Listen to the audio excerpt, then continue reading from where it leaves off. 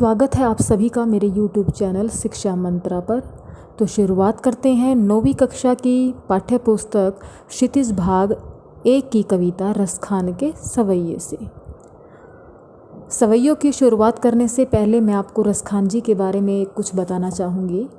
रसखान का जन्म जो है वो 1548 में हुआ माना जाता है। ये मूल रूप से कृष्ण भक्त कवि थे। इनका वास्तविक नाम सैयद इब्राहिम था। वे दिल्ली के आसपास के रहने वाले थे। शाही पठान वंश के थे ऐसा माना जाता है। कहा जाता है कि कुछ वैष्णव भक्तों ने कृष्ण माधुरी का वर्णन करके उन्हें कृष्ण भक्ति की ओर प्रेरित किया। कृष्ण भक्ति ने उन्हें ऐसा मुग्ध कर दिया कि उन्होंने गोस्वामी विट्ठल नाथ जी से दीक्षा ग्रहण की और ब्रजभूमि में जाकर निवास करने लगे।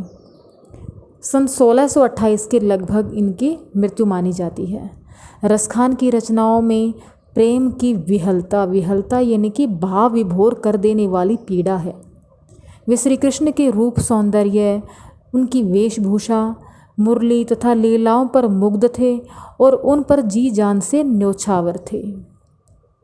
सुजान रसखान और प्रेम वाटिका इनकी उपलब्ध कृतियाँ हैं, इनकी रचनाएं हैं। रसखान रचनावली के नाम से उनकी रचनाओं का संग्रह मिलता है।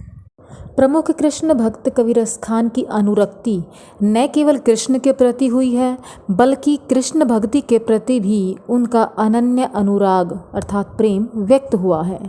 उनके काव्य में कृष्ण की रूप माधुरी अर्थात कृष्ण की सुंदरता, ब्रज महिमा, राधा कृष्ण की प्रेम लीलाओं का मनोहर वर्णन मिलता है। वे अपनी प्रेम की तन्मयता, भाव विहलता यानी कि भाव विभोर कर देने वाली और आसक्ति के उल्लास के लिए जितने प्रसिद्ध हैं उतने ही अपनी भाषा की मार्मिकता और शब्दों के चयन के लिए भी जाने जाते थे। तो हम सवैये शुरू करने से पहले मैं आपको बता देना चाहती हूँ कि सवैये में जो है वो ब्रज भाषा का प्रयोग किया गया है। तो शुरुआत करते हैं अपने पहले सवैये से।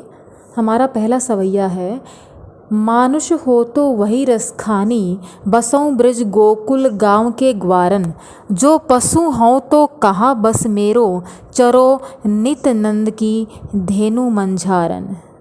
पाहुन हो तो वही गिरी को, जो कियो हरि छत्र पुरंदर धारन, जो खग हो तो बसेरो, करो मिली कालिंदी कूल कदम की डारन।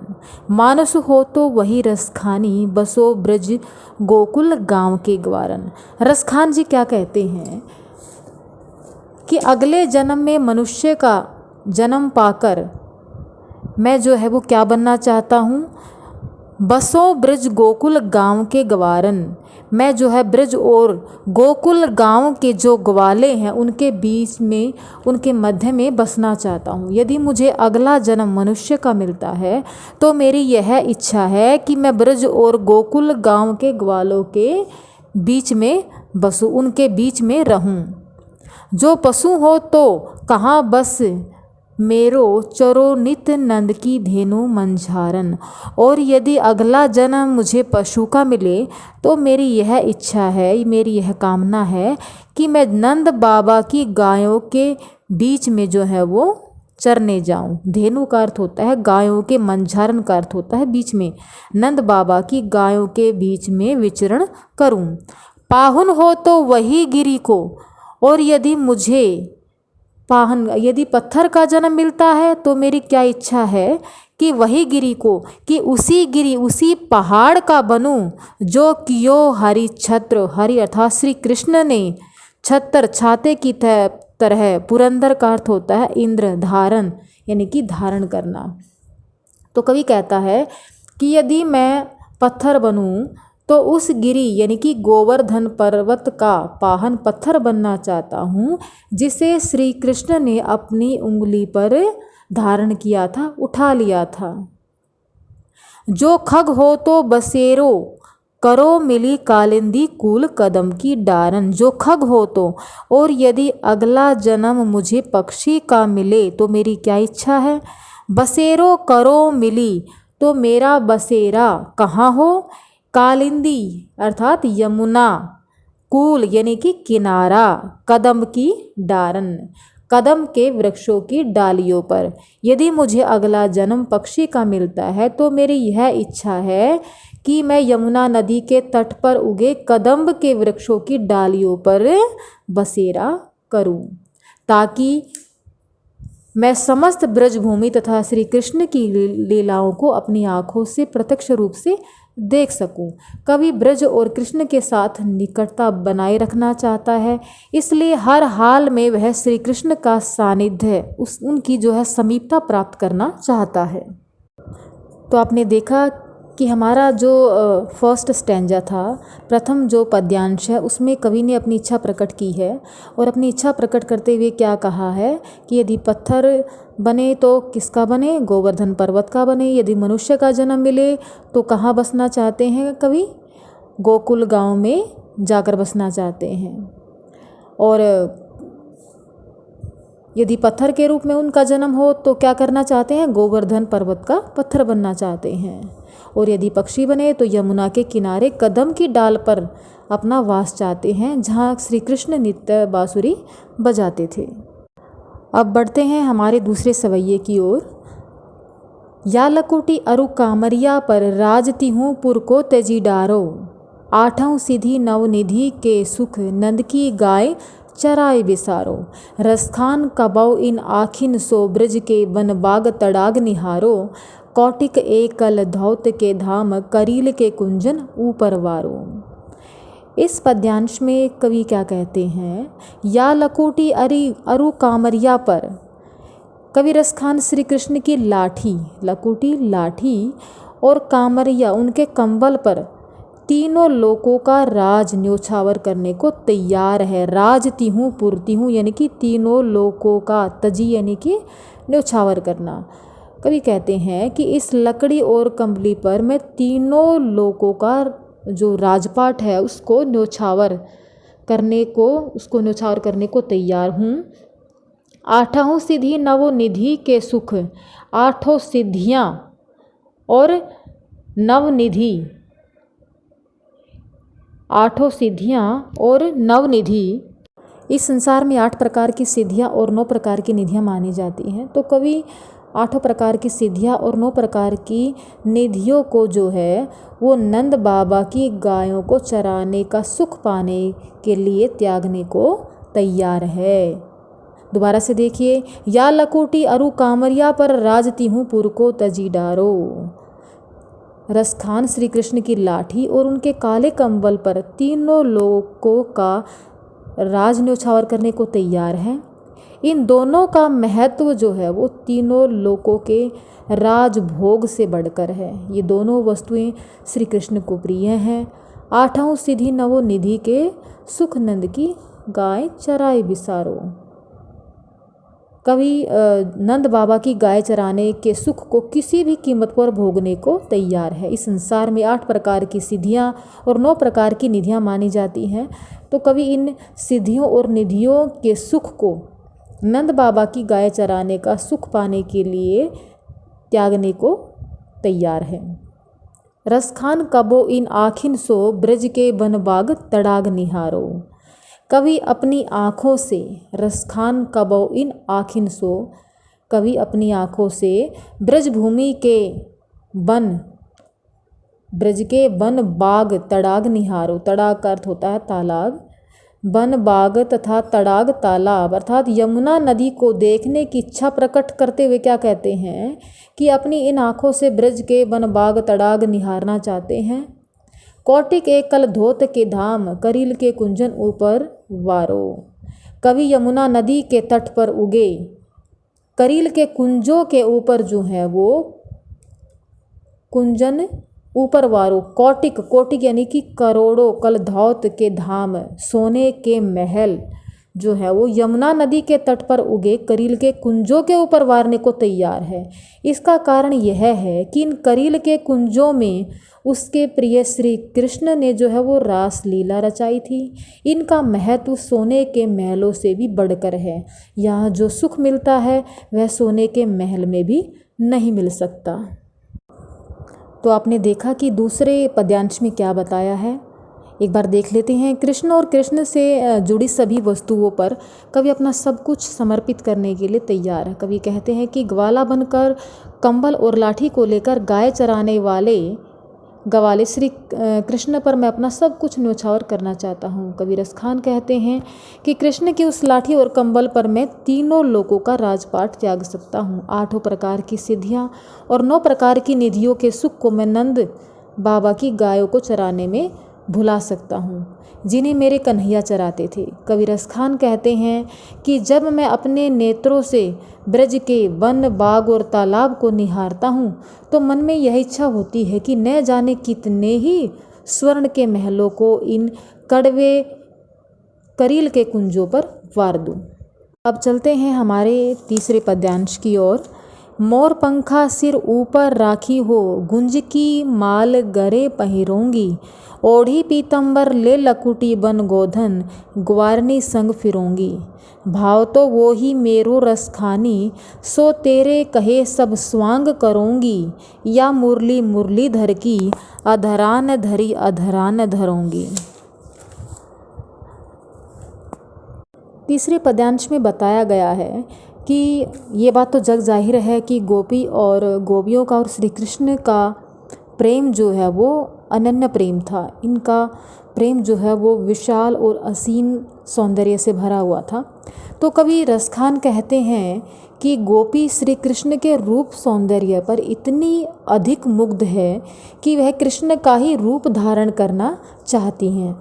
तो गोपी क्या कहती हैं, मोर पंखा सिर ऊपर राखी हूँ, कि मैं जो है श्री कृष्ण का रूप धारण करने के लिए तैयार हूँ। मोर पंखा सिर ऊपर राखी हूँ, मैं अपने सिर के ऊपर मोर पंखों का मुकुट लगा लूँगी। गुंज की माल गरे पहिरूँगी, पहिरूँगी अर्थात पहन लूँगी, और गुंजा के फूलों की माला अपने गले में धारण कर लूँगी। ओढ़ी पीतंबर ले लकुटी बन गोधन ग्वारनी संग फिरूँगी, पीतांबर ओढ़ लूँगी और हाथ में लाठी लेकर ग्वालों के संग गायों को घुमाती फिरूँगी। भाव तो वो ही मेरो रसखानी। रसखान कवि कहते हैं कि गोपियाँ क्या कहती हैं कि मुझे तो भाव तो यानी कि भावना अच्छा लगना, कि मुझे तो श्री कृष्ण का वही रूप अच्छा लगता है, सो तेरे कहे सब स्वांग रचोंगी। स्वांग का अर्थ होता है नाटक। गोपी कहती है कि मुझे तो श्री कृष्ण का वही रूप अच्छा लगता है, इसलिए हे सखी तेरे कहने से मैं ग्वाले कृष्ण का स्वांग का यह नाटक रचने के लिए तैयार हूँ। किंतु या मुरली मुरलीधर की, लेकिन यह मुरली मुरलीधर यानी कि श्री कृष्ण की यह मुरली अधरान धरी अधरान धरोंगी, जिसे अधरान धरी, अधरान यानी कि अधरों पर रखे रहते हैं। कौन? श्री कृष्ण। श्री कृष्ण अपनी बांसुरी को हमेशा होठों पर रखे रहते थे। तो या मुरलीधर, या मुरली मुरलीधर की, श्री कृष्ण की यह मुरली अपने होठों पर मैं धारण करूँगी। क्यों? क्योंकि गोपी जो है वो मुरली को अपनी स्तोत्र मानती थी कि श्री कृष्ण हमेशा जो है वो मुरली को अपने होठों से चिपकाए रहते हैं, और जब मुरली उनके पास होती है, वो जो बांसुरी बजाते रहते हैं, तो उन्हें गोपियों की सुध रहती ही नहीं। तो तीसरे पद्यांश में बेटा आपने देखा कि एक गोपी अपने सिर पर मोर पंखा रख लेंगी और गले में गुंजा की माला धारण कर लेंगी। इस प्रकार वह श्री कृष्ण की वेशभूषा धारण कर लेगी। वह श्री कृष्ण की वेशभूषा के अनुरूप पीतांबर भी ओढ़ लेंगी, हाथ में लाठी भी ले लेंगी। इस वेशभूषा में वह ग्वालों के साथ गायों को लेकर वन में फिर लेंगी। ऐसा ही श्री कृष्ण क्या करते थे। एक गोपी के कहने पर वह दूसरी गोपी श्री कृष्ण का पूरा स्वांग भरने को तैयार हो जाती हैं। उस गोपी ने श्री कृष्ण का स्वांग भरने को जो है पहली गोपी को कहा था। वह गोपी श्री कृष्ण की मुरली यानी कि बांसुरी को अपने होठ पर रखने को बिल्कुल मना कर देती है। मुरली गोपी जो है मुरली से सोतिया डाहा यानी कि एक प्रकार से सोत का भाव रखती है, तो वह उसे अपने होठों पर नहीं लगाना चाहती। अब चलते हैं अपने चौथे पद्यांश की ओर। काननी देवे अंगुरी रहीबो जब हई मुरली धुनी मंद बजे हैं, मोहनी तानन सो रस खानी, आटा चढ़ी गोधन गेहे तो गेहे। तेरी कहूँ सिगरे ब्रज लोकनी, काल्हे कहूँ कितनो हो समझे हैं। माए रीवा मुख की मुस्कानी, संभारी न जेहे न जेहे न जेहे। अब इस पद्यांश में क्या बताया गया है? कवि रसखान कहते हैं कि काननी दे अंगुरी रहीबो, जब हई मुरली धुनी मंद बजेही। कि एक सखी दूसरी सखी से क्या कहती है, एक गोपी दूसरी गोपी से क्या कहती है? जब हई मुरली धुनी मंद बजेही, कि जब बांसुरी की मंद मंद धुन बजती है तो मैं क्या करती हूँ? काननी दे अंगुरी रहीबो, मैं अपने कानों में उंगली दे देती हूँ। जब बांसुरी की मंद मंद धुन बजती है तो विचलित होकर मैं अपने कानों में उंगली दे देती हूँ, अपने कानों को बंद कर लेती हूँ। मोहिनी तानन सो रस खानी, मन को मोहित करने वाली, मोहिनी तानन यानी कि मन को मोह लेने वाली तान मुझे इतना व्याकुल कर देती है। अटा चढ़ी गोधन गेहे तो गेहे, कि मैं मंत्र मुग्ध सी अट्टालिका, अट्टा का अर्थ होता है अट्टालिका, चौबारे की छत पर चढ़कर उस मुरली बजाने वाले को ढूंढने लगती हूँ। गोधन गेहे तो गेहे, तब मुझे गायें भी, गोधन का अर्थ होता है गायें भी, उसी दिशा में जाते हुए दिखाई देती हैं जिस दिशा से मुरली की धुन सुनाई पड़ती है। तेरी कहूँ सिगरे ब्रज लोकनी, काल है कहूँ कितने समझे हे। तेरी कहाँ सिगरे, उस समय ब्रज के लोगों को चाहे कितना भी पुकार ले, टेरी का अर्थ होता है पुकारना। टेरी कहूँ सिगरे, सिगरे यानी कि सारे ब्रज लोगनी, ब्रज के लोगों को कितना ही पुकार ले, लेकिन वे किसी को समझ नहीं आता है, किसी को समझ नहीं पाते हैं। उस समय कोई ब्रज के लोगों को चाहे कितना ही पुकार ले, किसी को समझ नहीं आता है। मायरी वा मुख की मुस्कानी, मायरी यानी कि हे माँ, वा मुख की मुस्कानी, उस समय वा मुख उसके मुस्कान, उसका कौन? श्री कृष्ण की वह मोहिनी मुस्कान किसी भी प्रकार से संभाली नहीं जाती। न जेहे न जेहे न जेहे, नहीं जाती। अर्थात अंतिम पंक्ति में बताया है कि वंशी बजाते समय श्री कृष्ण के मुख पर जो मुस्कान छा जाती है वह हम गोपियों से संभाली नहीं जाएगी, अर्थात हमें अपने वश में नहीं रहने देगी। तो फोर्थ स्टैंजा है जो आपका चौथा पद्यांश, उसमें क्या बताया है? इसमें श्री कृष्ण की बांसुरी के प्रभाव को चित्रित किया है। गोपियाँ मुरली के मनमोहक प्रभाव से बचने के लिए अपने कानों में उंगली दे लेती हैं। गोपियाँ श्री कृष्ण की बांसुरी की मंद मंद धुन को सुनकर अपने वश में नहीं रह पाती हैं। गोपियाँ यह निर्णय करती हैं कि गायों को चराते समय श्री कृष्ण भले ही बांसुरी पर मोहक तान बजाते रहे, वे उन्हें नहीं सुनेंगी, वे उनकी आवाज़ को सुनना ही पसंद नहीं करेंगी। वे पुकार पुकार कर ब्रज वासियों को भी सावधान करेंगी कि वे वंशी की मोहक तान को न सुनें। वे ऐसा निर्णय इसलिए करती हैं ताकि वे विवशता की स्थिति में न आ जाए, मोहिनी तान से प्रभावित न हो जाए। और अंत में पंक्ति में बताया है कि श्री कृष्ण के मुख पर जो मुस्कान है वो जो है मुस्कान गोपियों को अपने वश में नहीं रहने देती। उम्मीद है आपको कविता समझ में आई होगी। यदि आपको वीडियो पसंद आए तो चैनल को लाइक, शेयर और सब्सक्राइब ज़रूर करें। तब तक स्वस्थ रहें, मस्त रहें।